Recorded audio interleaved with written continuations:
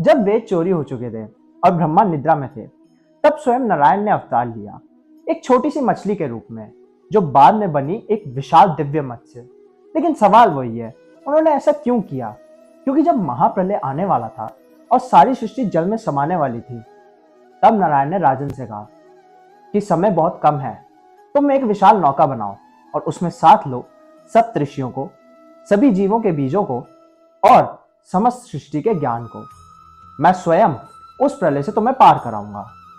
कुछ समय बाद वो क्षण आ ही गया। महाप्रलय शुरू हुआ।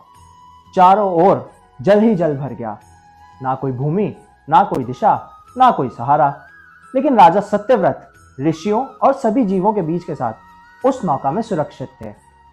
कुछ समय बाद अथाह जल से प्रकट हुआ एक विशाल दिव्य मत्स्य, जिसके सींग से उस नौका को बांधा गया और वो उस नौका को एक सही दिशा में ले जाने लगा। लेकिन उन्हीं अथाह जल की गहराइयों में छुपा हुआ था हैग्रीव, जिसने अभी भी वेदों को कैद कर रखा था।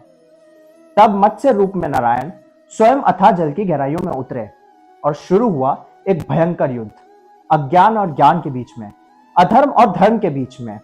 और अंत हुआ हैग्रीव के वध के साथ और वेदों को फिर से मुक्त कराया गया। धीरे धीरे महाप्रलय भी शांत हो गया और शुरुआत हुई एक नए युग की, जहां राजा सत्यव्रत बने मनु और उनकी पत्नी बनी शत्रुपा।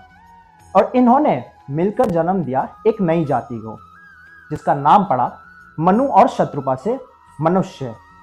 मतलब एक बात हम कह सकते हैं कि जब सब कुछ समाप्त हो जाता है, वहीं से एक नई शुरुआत होती है। लेकिन क्या यही इस कथा का अंत है?